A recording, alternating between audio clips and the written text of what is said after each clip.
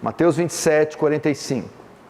Desde a hora sexta até a hora nona, houve trevas sobre toda a terra. Por volta da hora nona, clamou Jesus em alta voz, dizendo: Eli, Eli, lama sabachthani, o que quer dizer: Deus meu, por que me desamparastes?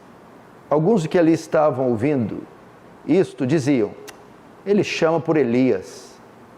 E logo um deles correu a buscar uma esponja, e tendo embebedido de vinagre e colocando na ponta de um caniço, deu-lhe a beber. Verso 49. Outros, porém, diziam: deixa, vejamos se Elias vem salvá-lo. E Jesus, clamando outra vez com grande voz, entregou o seu espírito. 51. Eis que o véu do santuário se rasgou em duas partes, de alto a baixo. Tremeu a terra e fenderam-se as rochas. Até aí. Deixa aberto aí, não feche. Feche os olhos só mais uma vez. Vamos orar.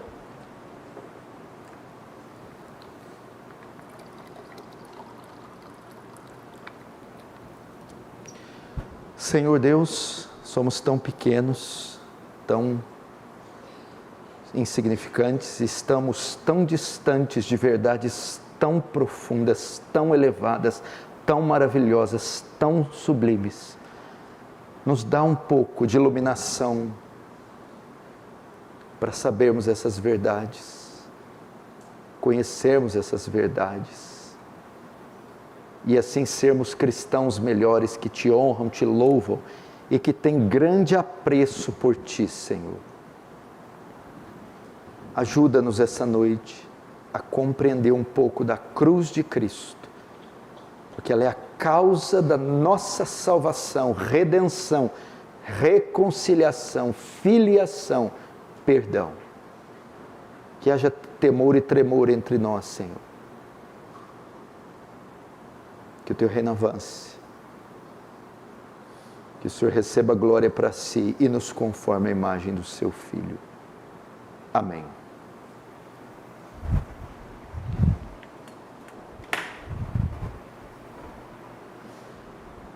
Irmãos,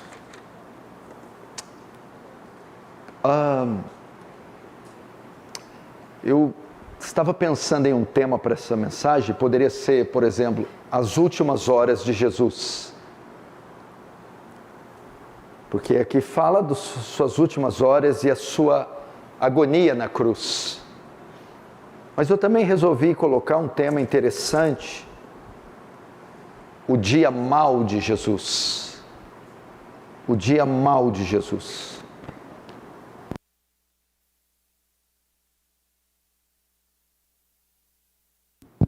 Vou trocar porque esse aqui parece que está melhor.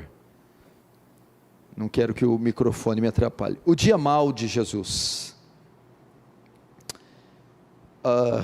Eu já tenho falado do dia mau há alguns anos nessa igreja.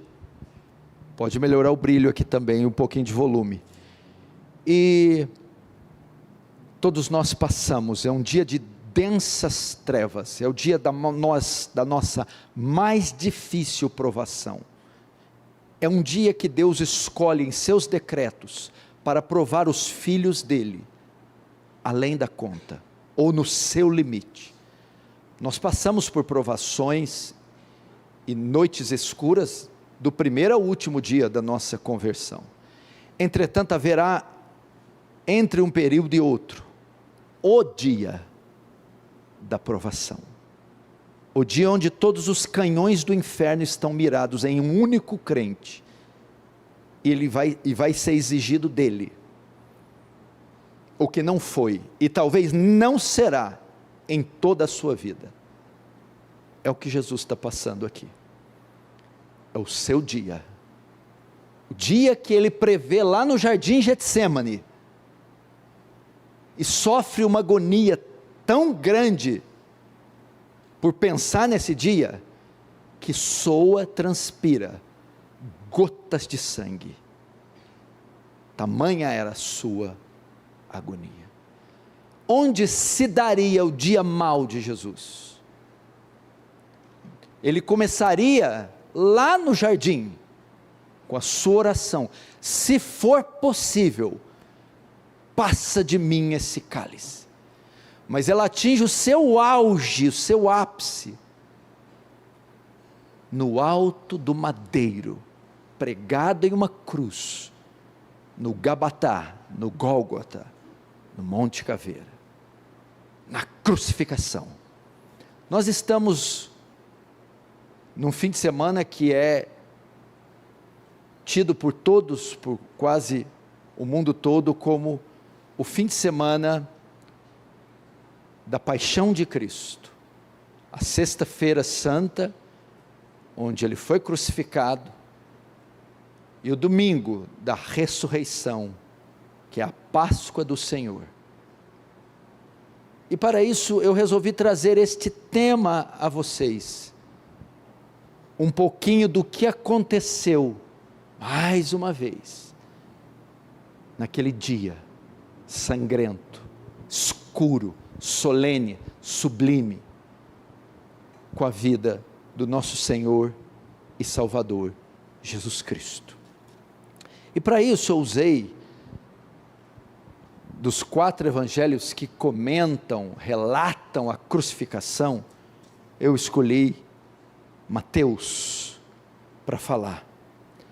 E o primeiro ponto da minha mensagem, a primeira coisa que nós descobrimos nessa narrativa de Mateus, é que Deus não está satisfeito, é que Deus está indignado.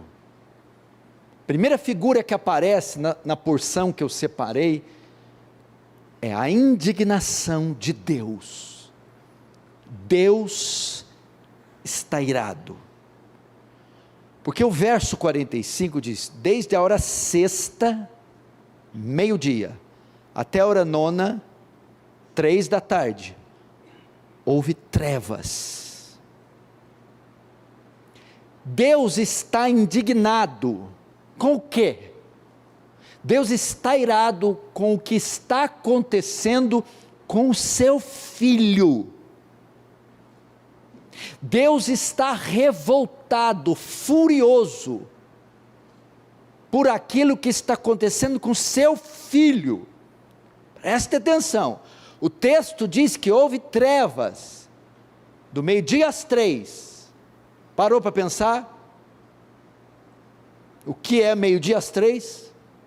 É a hora que o sol brilha na sua força máxima, é o momento, o período do dia mais claro, do meio-dia às 3 da tarde, tanto é que quando vão te dizer para pegar sol, te dizem para pegar antes desse horário de manhã e depois daquele horário à tarde, porque esse é o momento de maior luz e calor.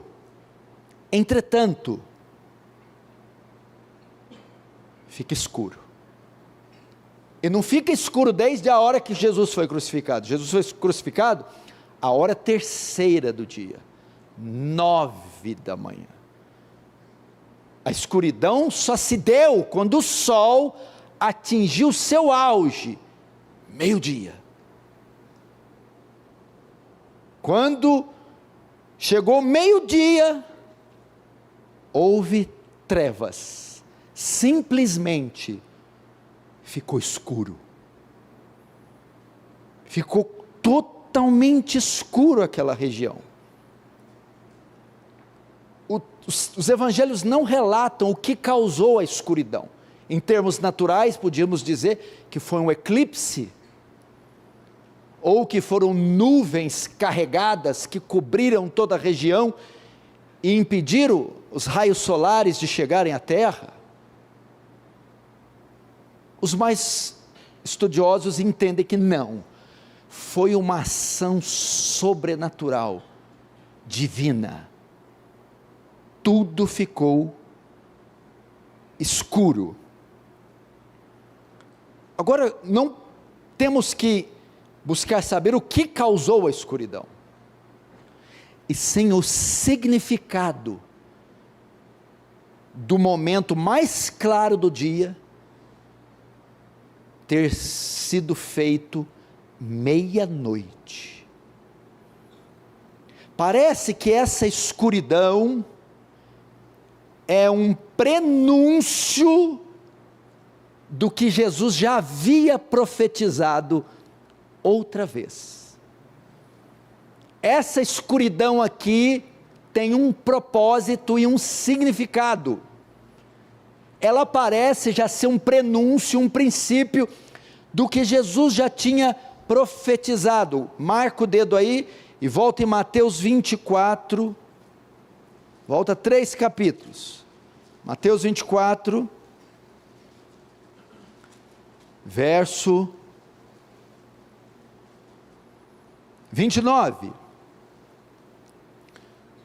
Mateus 24, 29. Logo em seguida a tribulação daqueles dias, o sol escurecerá, a lua não dará sua claridade, as estrelas cairão do firmamento, e os poderes do céu serão abalados. O sol se escurecerá. Volta para o 27. Jesus diz aqui, no sermão escatológico do 24, que acabamos de ler,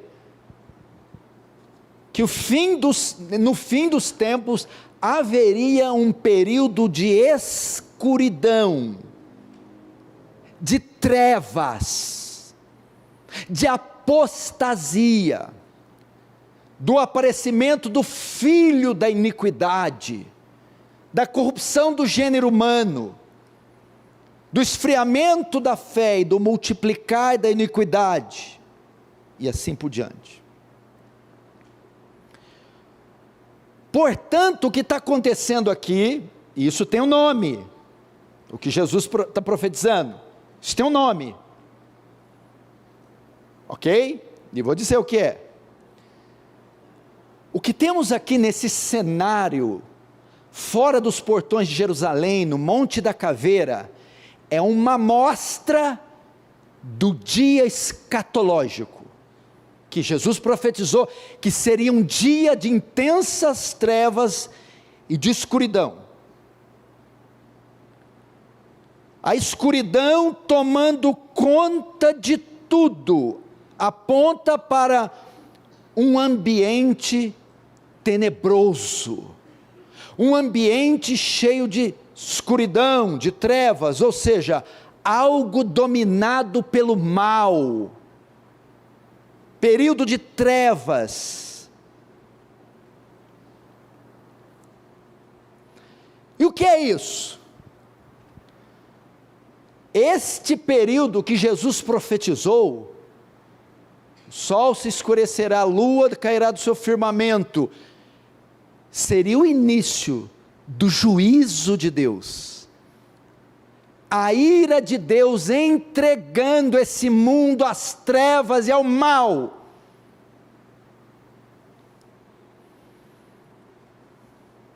Essas trevas aqui, ao meio-dia, é uma demonstração do juízo de Deus, da ira de Deus, permitindo que o mal agora cobrisse toda a terra.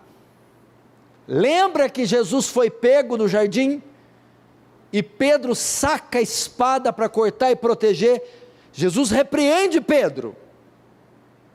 Deixa Pedro. Não sabe não sabe tu que se eu quisesse, meu pai enviaria 12 legiões de anjos, 12.000 legiões de anjos, para me salvar? Contudo, esse é o período das trevas e da escuridão, porque a ira de Deus consiste em deixar o mal dominar, e isso na forma de trevas.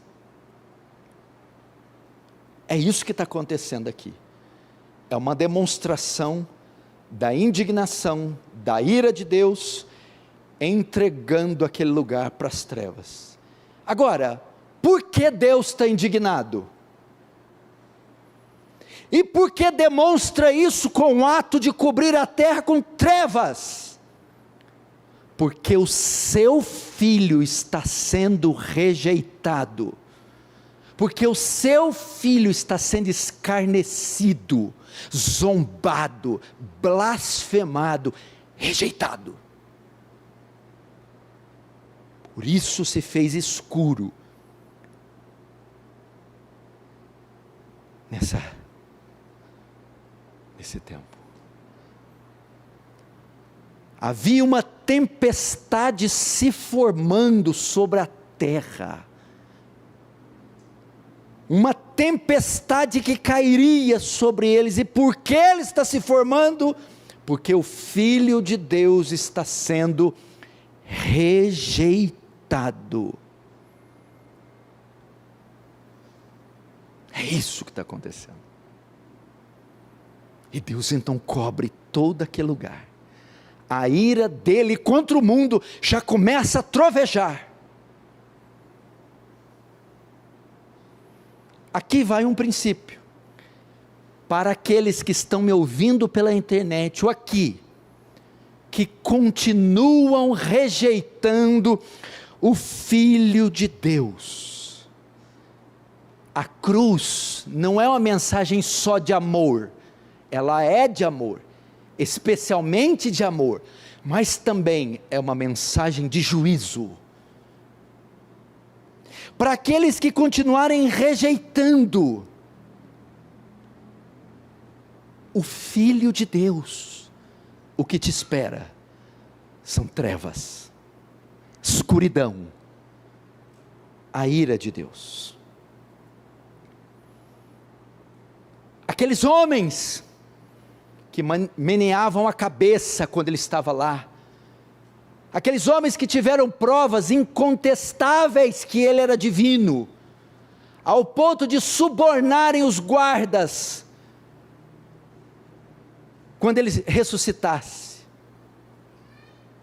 agora receberão do alto a indignação de Deus. O outro ponto que eu aprendo é que essa indignação, essas trevas, não tinham a finalidade apenas de demonstrar o protesto de Deus contra aquele povo, contra uma geração que o negou, mas que essa ira se estenderia também para o Filho. Veja então o verso 46. Por volta da hora nona, clamou Jesus em alta voz, dizendo: Eli, Eli, lama sabachthani. O que quer dizer? Deus meu, por que me desamparaste? O abandono de Jesus. Veja só, notem uma coisa,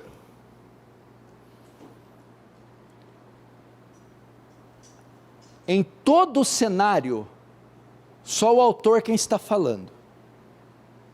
Jesus já estava ali há tempos, e agora ele quebra o silêncio. Jesus vai falar.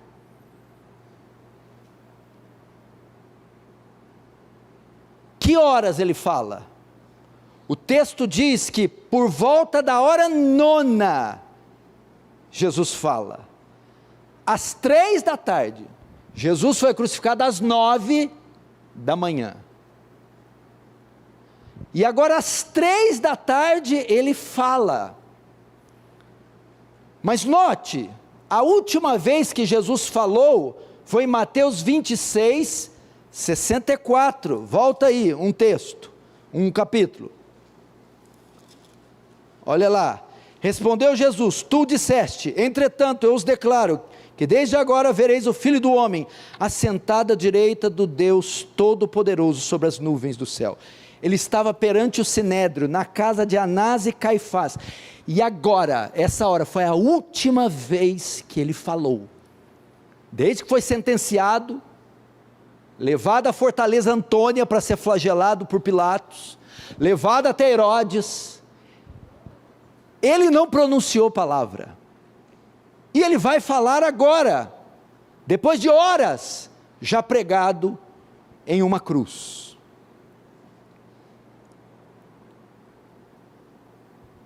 Mas agora, no verso 46 ele fala, e ele fala em aramaico. Quando ele fala Eli, Eli, lama sabachthani, alguns estudiosos entendem que só a parte Eli está em hebraico. Lama sabachthani, ele fala em aramaico. Todo o texto desta declaração dele é em aramaico. E o texto está traduzido aí com clareza. Eli, Eli, ou Eloi, Eloi, lama sabachthani.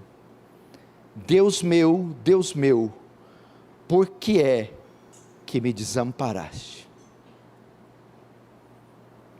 O que ele fala?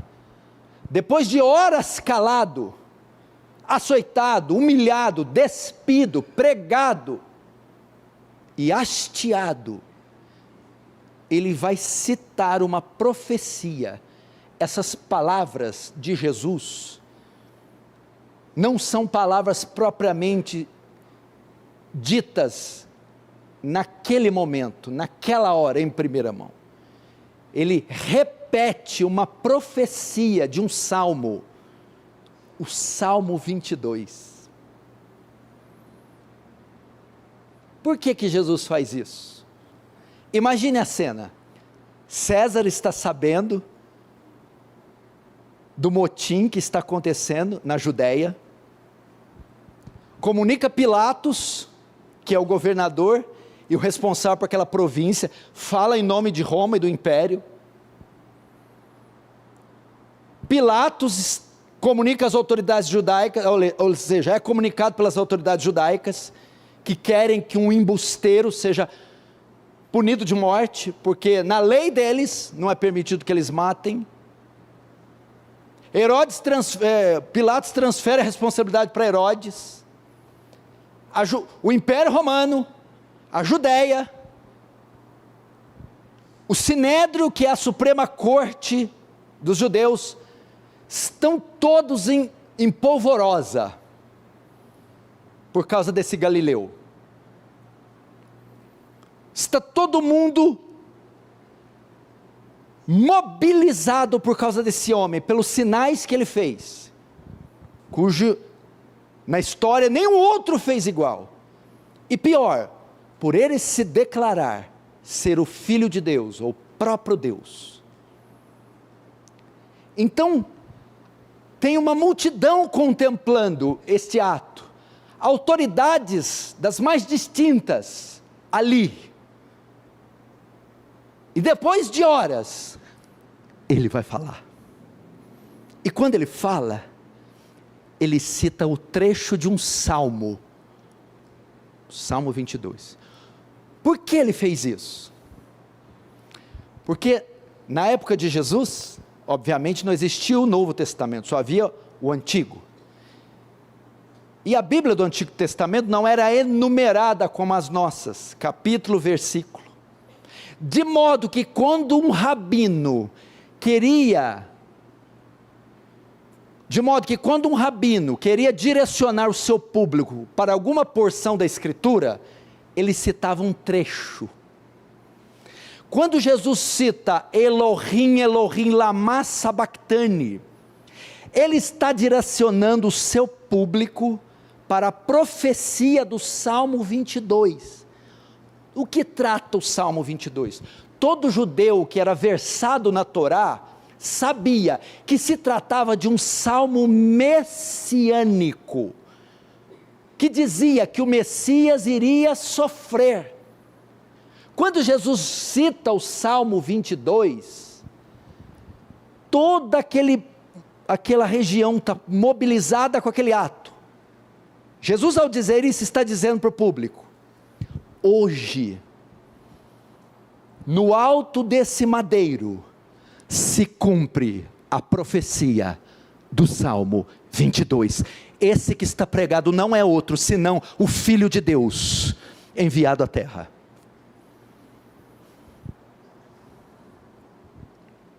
A crucificação está repleta de citações do Salmo 22. Só aí no capítulo 27, o verso 35 do 27 é uma citação do Salmo 22. O verso 39 é uma citação do Salmo 22. O verso 43 também é uma citação do Salmo 22. O que Jesus quer dizer com isso? Ele está no alto da cruz experimentando o abandono do Pai. Quando ele diz: Deus meu, por que me desamparaste? Preste atenção. Todo mundo sabe que na cruz, Jesus se tornou duas coisas: aquele que não conheceu o pecado, por nós se fez pecado. E segundo, se tornando pecado, se torna uma maldição. E por que Jesus suou sangue? E por que Jesus, aqui é um brado, ele gritou com toda a força: Deus meu, por que me desamparaste? Sabe por quê? Presta atenção. Teve início aqui o julgamento de Jesus. Jesus vai ser julgado agora. Começou o julgamento dele, e ele está consciente disso. E aquele, por que ele brada? Deus meu, porque o Pai, de Pai, agora, torna o seu juiz, na cruz. De seu Pai, passa para seu juiz. E Cristo não tem agora, quando olha o Pai, a figura de um Pai amoroso, mas de um juiz, que julga segundo a reta justiça. Então dá início ao julgamento, onde Cristo vai ser julgado pelos nossos pecados. Todo criminoso não passa por uma sentença, por um tribunal, por um júri e por uma sentença? Sim. Na cruz, Cristo se tornou um criminoso, ao levar nosso pecado. Então, ao invés de nós, Ele tem que passar pelo julgamento e encarar os olhos do justo juiz. Presta atenção, por que ele brada? Porque tudo que ele conhecia até então, era o amor do Pai, era o Pai amoroso. Só que nessa hora, ele vai conhecer a ira, que até então era estranha a ele. Ele só conhecia o amor. O relacionamento de filho e pai, era só em amor. Agora, se fazendo pecado, ele vai ter que enfrentar a ira. Por isso no jardim de Getsêmani diz: Senhor, se for possível, passa de mim essa hora, esse momento, esse dia. Que momento, que hora que Jesus orou? O dia em que eu não te verei como um pai, mas como um juiz. O dia onde o seu amor se apartará de mim e dará lugar à sua ira.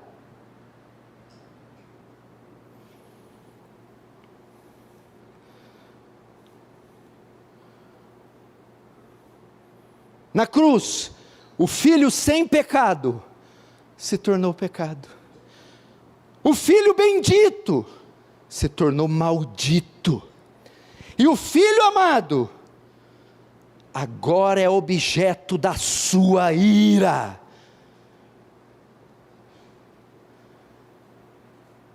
Resumindo, o Pai não seria mais favorável ao Filho. O Pai não seria mais seu amigo, mas o seu inimigo. Por que equilibrada?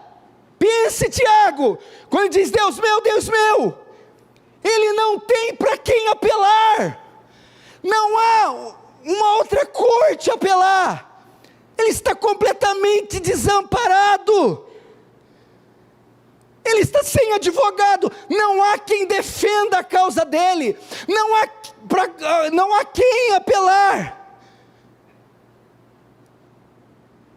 ele precisa pagar e sofrer a sentença.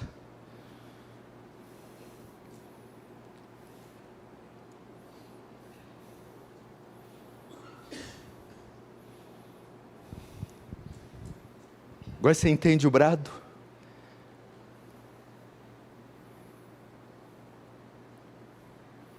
O desespero, o desamparo do filho, aquele que nunca conheceu o pecado, por nós se fez pecado, e ao se fazer pecado, se torna inimigo de Deus.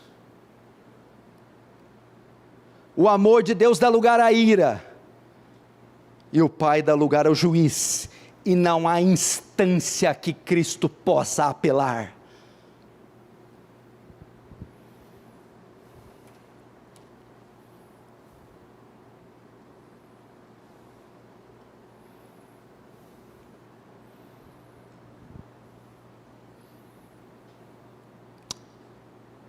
Meninada aí, molecada, vou te dar o conselho do Paul Washer. Young preachers, ele fala desse jeito: pregadores jovens, persiga-o nesse madeiro. Que isso? Leia, releia, estude o que aconteceu com Cristo nessas 6 horas que ele ficou na cruz. Persiga-o aqui, que você vai achar tesouros incalculáveis. Não tem parte da escritura que mais me fascina que o Via Crucis de Jesus, em Mateus, Marcos, João, Lucas e João. A parte da cruz, começando pela traição de Judas, terminando com a pedra do sepulcro removida, e ele ressurgindo dos mortos. Dá para estudar 5.000 eternidades e não se esgotar o conhecimento, de modo que dá para raspar só na superfície de tanta glória. Se você não aprender a orar, pregar, evangelizar, não aprender nada, mas se você aprender só isso aqui, sua vida vai ter valido a pena.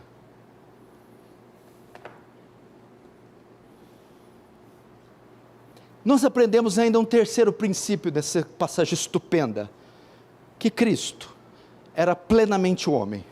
Vamos ver.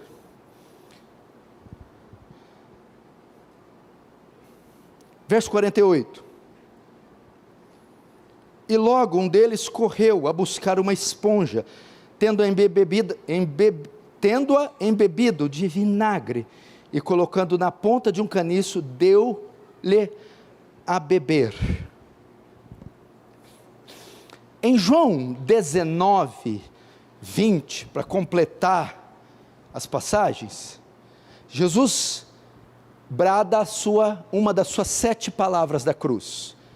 Em João 19, verso 25, ele diz: tenho sede.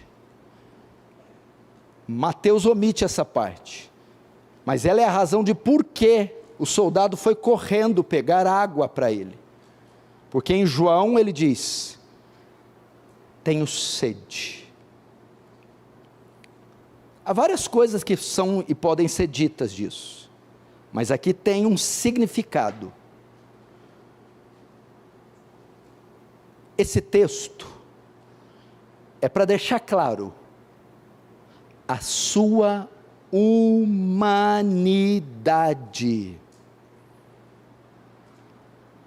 Só isso. Presta atenção. Esse texto, sede, é um atributo humano, né? Sociedade fisiológica. Sede, fome, frio, calor, só homens têm isso. Essa passagem foi registrada para ficar claro que quem está morrendo ali é 100% Deus, mas é 100% homem, de modo que no meio da sua flagelação, sentiu sede. Deus não sente sede, fome, medo, calor, frio. Homem sente. Jesus era Deus? Era. Era também homem? Era. Tanto homem quanto Deus, plenamente homem, plenamente Deus. Presta atenção. Agora, excelentíssimo diretor do Colégio William Carey, Caio Baez, para que se preocupar com isso? Para que uma cena tão bonita? Olha, eu estava pregando, trevas, Eloí, o guarda vai correndo e dá água para ele. Parece que quebra a narrativa solene, grave, transcendente. O guarda parar e dar água para ele, aí depois não volta. É porque Jesus tem que parar, está cansado, fazer um pit stop, poxa. Aí você até que está fazendo The Chosen, mas não está não. Para que correr para matar a sede? Outra coisa, pensa, para que Jesus vai querer água? Ele está algumas horas de ser morto, vamos morrer mesmo? Para que beber água? Ele vai lá daqui de cima, tenho sede. Daqui 2 horas eu vou estar morto. Quem precisa de água com a sentença de morte? E para que os guardas também correram? Que os guardas eram os algozes. Esse homem vai morrer mesmo? Está todo desfalecido. Para que eu vou correr e dar água para ele? 2 coisas muito estranhas, para quem está a minutos da morte. Sentir sede, tudo bem, mas reivindicar isso? Os guardas, mesma coisa. Além da sede não ser deles, eles eram os carrascos, os executores. Para quê? Pega aí, pega o código, não é assim? Para mostrar, escute, que em nenhum momento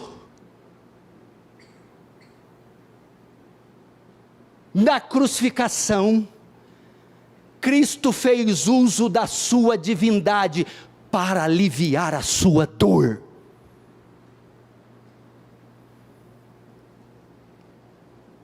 Hebreus 4,14 diz que Cristo em tudo foi tentado à nossa semelhança, em nenhum momento ele deixou de ser homem.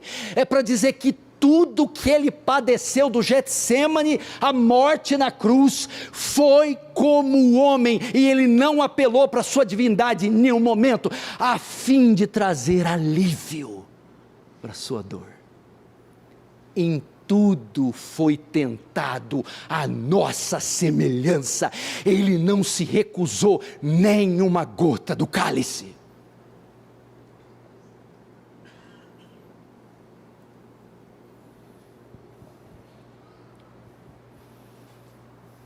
Mas ele era Deus, né? Não.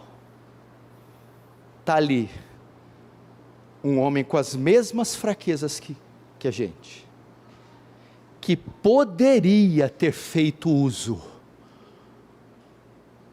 mas não fez. Por quê? Porque só sendo 100% homem, o plano seria perfeito.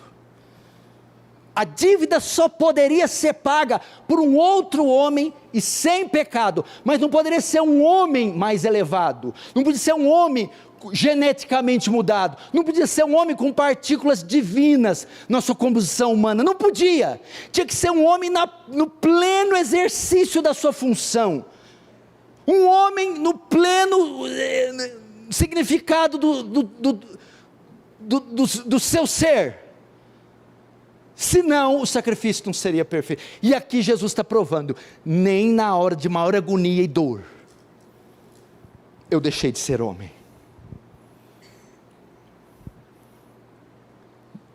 Olhem para essa história, gente. Não me venha falar de Buda, Maomé, eu respeito os budistas, maometanos, muçulmanos, kardecistas, marianos. Por favor, mas não os compare com essa figura singular, imponente, extraordinária, divina humana, cuja nossa sabedoria não pode alcançar. Isso é a prova do seu amor. Porque ele poderia ter evitado beber o cálice, ou poderia ter desejado um pouco de alívio. Não.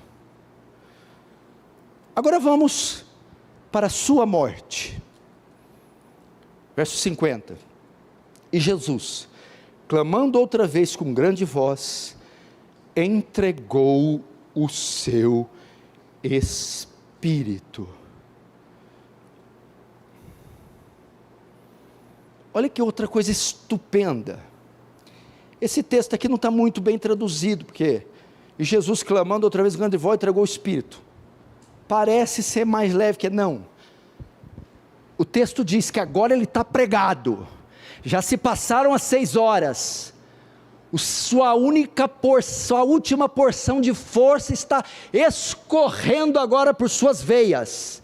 E ele vai morrer. Só que o texto diz que antes dele morrer, ele grita, ele dá um brado, ele solta plenos pulmões, com sua última carga de força, ele grita.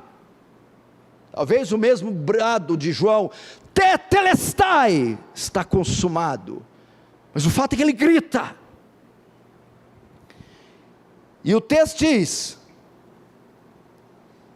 grita, e entregou o seu espírito.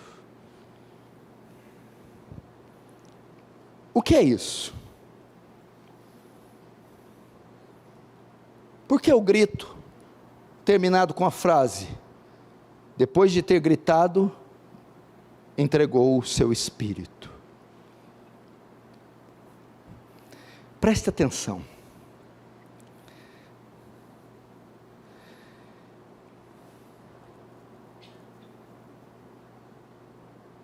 Só tentar saber o que eu escrevi aqui.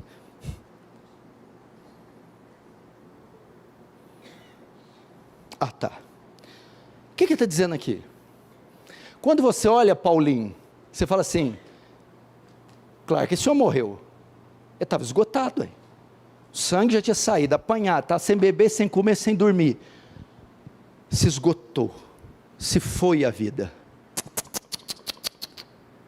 O brado é para dizer, não foi a exaustão que me matou, não foram os pregos que me mataram, não foi a flagelação diante da fortaleza Antônia, que foi os chicotes com cravos de dente de osso na ponta e metal, não foi a coroa de espinho, nem foi a morte que me matou. Aqui temos uma amostra do que ele está no controle total da sua vida, e o que tirou a vida dele foi, ele se entregou, naquela hora ele decidiu, agora sim, morte, pode me pegar.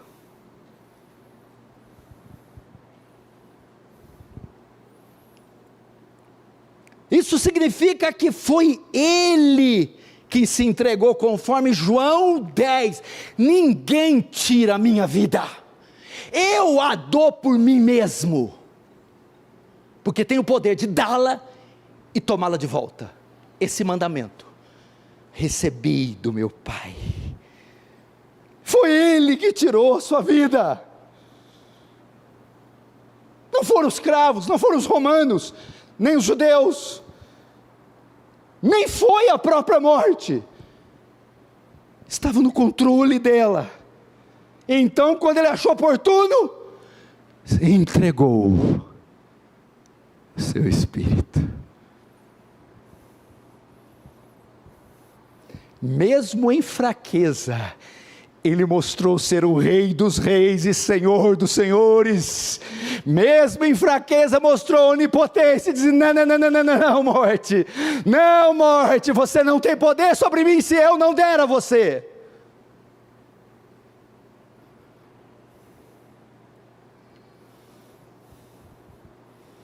Então, em João, ele vai dizer, está consumado. O que quer dizer esse termo em grego tetelestai? Aí teria que fazer uma conferência sobre isso. Mas eu posso resumir que está consumado.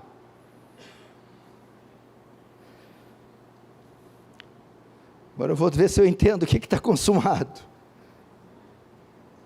Está consumado.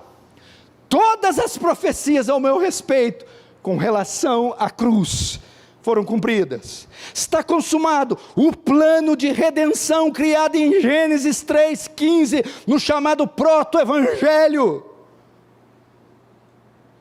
Esta te ferirá o calcanhar e tu lhe ferirá a cabeça. Porém, inimizade entre a descendência da mulher e a descendência da serpente. Se cumpriu.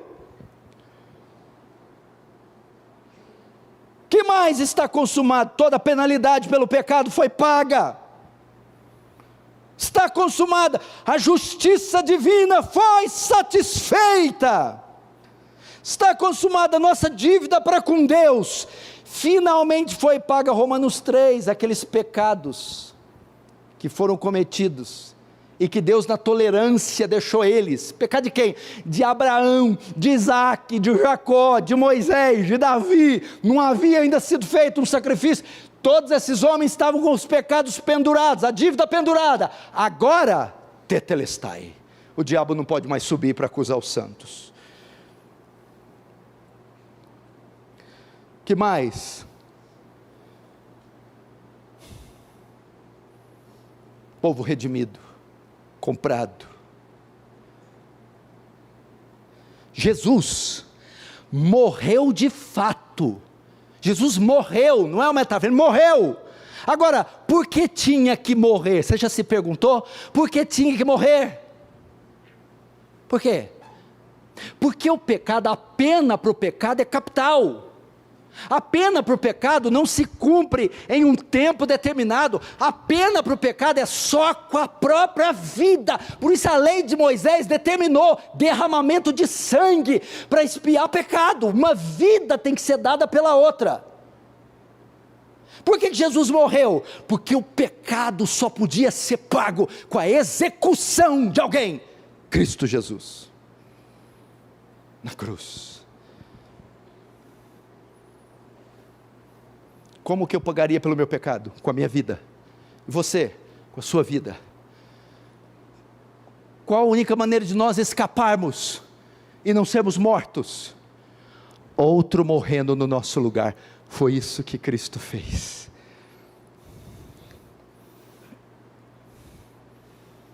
Agora, vamos terminar com os benefícios da cruz. Passagem extraordinária, verso 51, lê lá: eis que o véu do santuário se rasgou em duas partes, de alto a baixo, tremeu a terra e fenderam-se as rochas. Jeová. Imagina essa cena,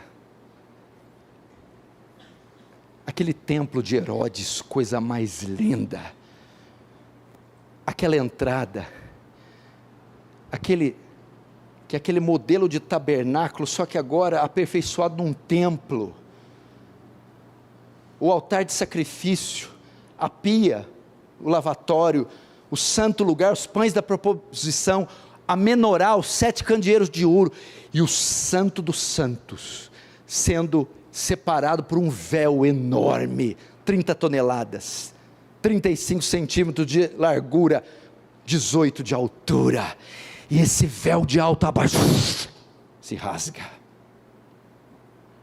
porque ele separava o santo lugar do santo dos santos, que era proibido a entrada. Tem 3 interpretações para esse. Primeiro, o véu se rasgar significa a indignação de Deus, porque a maneira do sumo sacerdote mostrar a indignação era rasgar as vestes. Deus aqui, quando o véu se rasga de cima a baixo, é um símbolo da indignação de Deus rasgando suas vestes.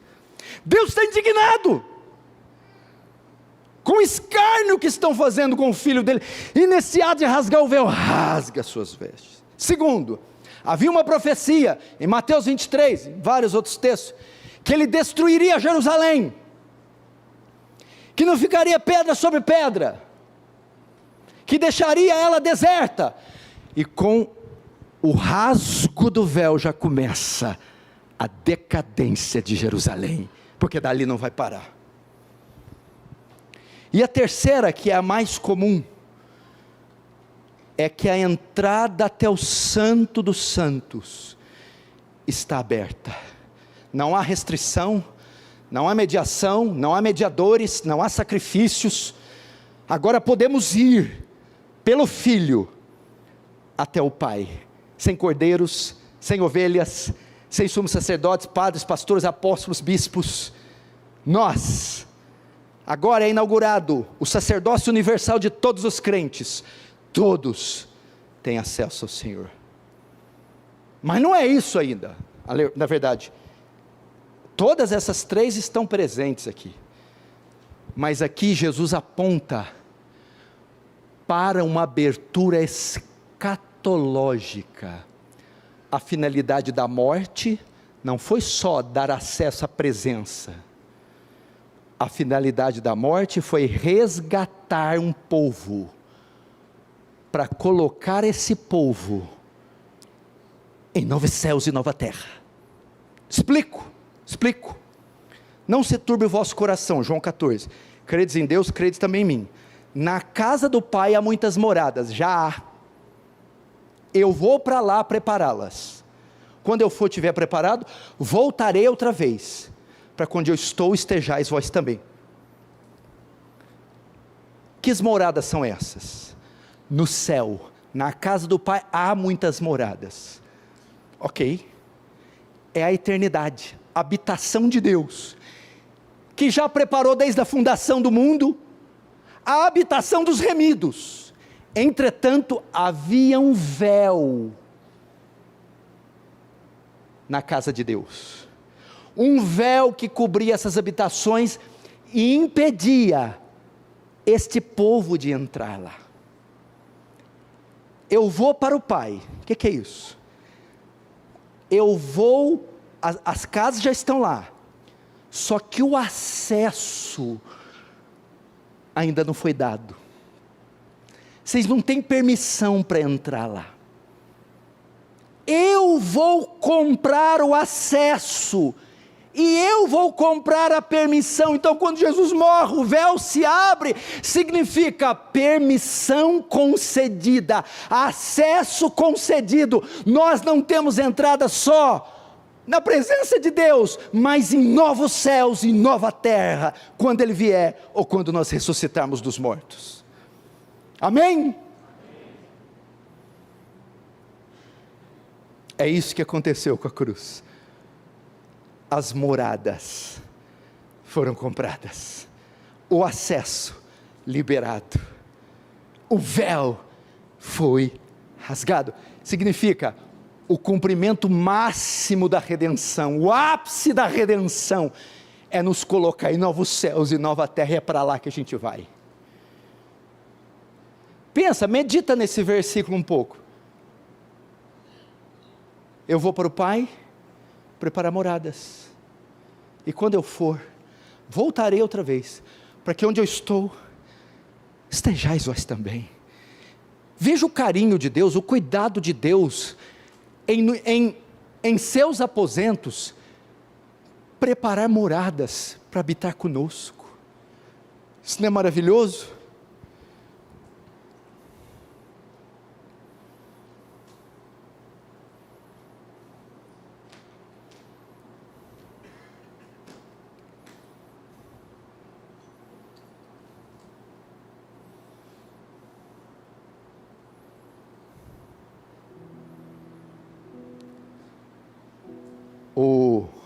O véu se rasgar significa salvação.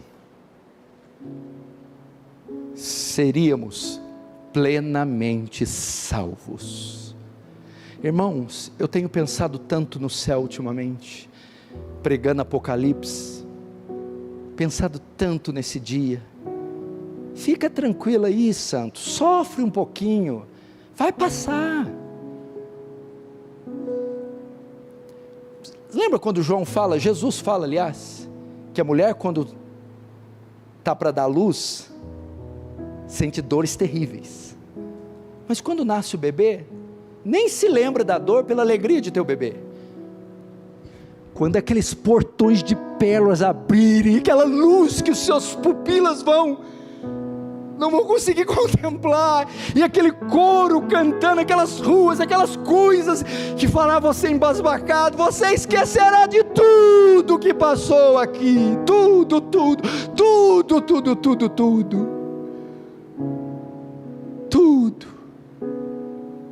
As primeiras coisas já passaram, João disse, acabou.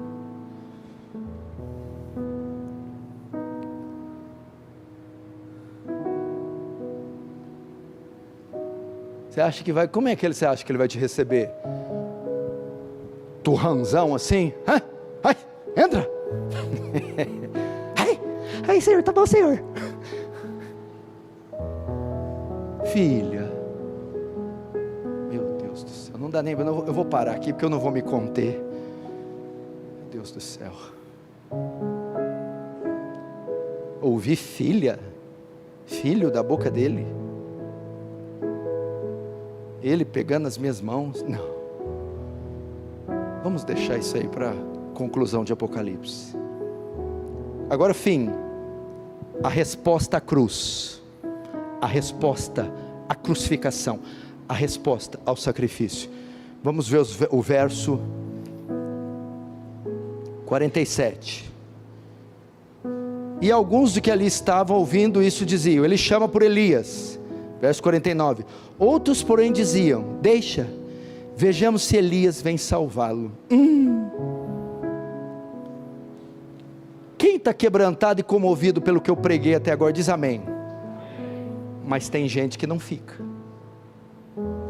Em face do que estava acontecendo, o Filho de Deus encarnado, o cumprimento da profecia do Salmo 22, o Cordeiro sendo oferecido como pagamento pelos pecados daquela gente, havia ainda lugar para pessoas escarnecerem da cruz. Deve estar chamando por Elias, esse otário. Deixa, vamos ver se Elias vem salvar ele. Esta foi a resposta que aqueles homens deram à cruz de Cristo, à crucificação, ao Evangelho. Zombaria, escarneceram, rejeitaram. Vou perguntar para você, eu acabei de fazer uma exposição da cruz. Como é que você vai recebê-la? Esses homens assinaram a própria sentença, ao rejeitarem dessa forma, não só o Criador, mas o sacrifício que estava sendo feito por eles mesmos. Essa foi a reação. Qual vai ser a sua reação essa noite, diante do que você ouviu? Teve um outro centurião que furou o lado, se prostra e diz, verdadeiramente, esse é o Filho de Deus. Se converteu diante da cruz. E esses aqui escarneceram. Qual é a resposta que você dá? Crianças, qual a resposta que vocês dão? Jovens, qual a resposta que vocês dão? O Filho de Deus está lá, o sangue dele está clamando, fresco, jorrando, meu Deus. O maior ato de amor da humanidade jamais visto. Ele está ali. O Pai o desampara, o Pai se torna o seu juiz, ele se faz pecado, se faz maldição, ele sobe lá no seu lugar. O que você vai fazer com isso? O que você vai fazer com isso? O que você vai fazer com isso? O que você vai fazer com isso? Feche os seus olhos.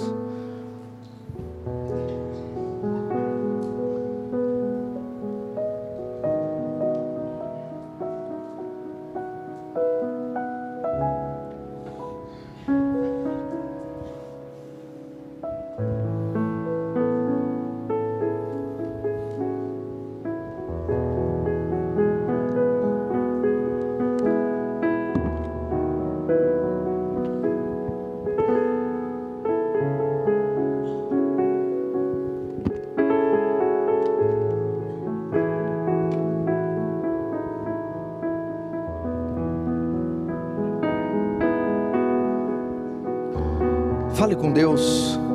Estamos na semana da Páscoa, na semana da Paixão, numa sexta-feira fria, escura, tenebrosa.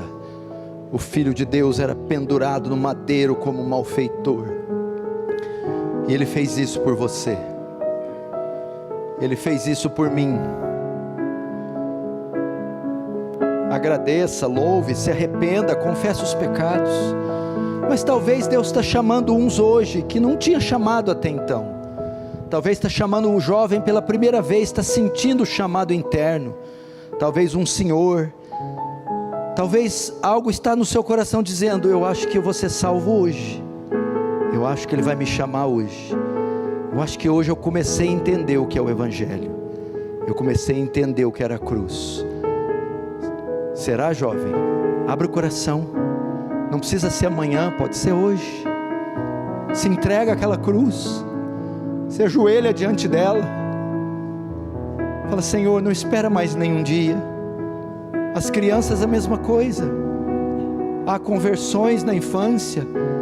Fala: Senhor, que presente o Senhor me daria de tantos legais que eu quero? Me dá a salvação, me dá a conversão, Senhor, me dá a vida eterna. Essa é a resposta que eu quero dar à cruz, a vida eterna. Quisera alma ver no dia mais sombrio, rumo ao Calvário, Cristo vai julgado em mãos tão vis, escárnio suportou, e então cravado à cruz. Este é o poder da cruz. Jesus se fez maldição, tomou a culpa, toda a ira, seu sangue nos comprou perdão.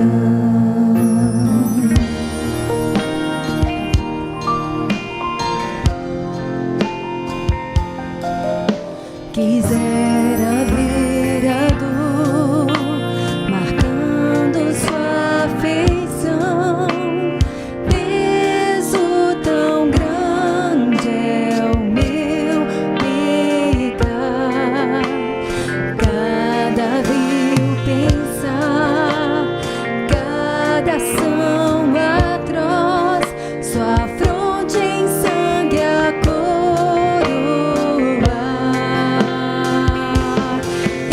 Este é o poder da cruz. Jesus se fez maldição, tomou a culpa, toda a ira, seu sangue nos comprou perdão. Vamos ficar de pé. Densa escuridão preme o chão dos pés, pende sem vida ao Criador. O véu rasgado em dois, mortos a viver, consumado está pra dor. Este é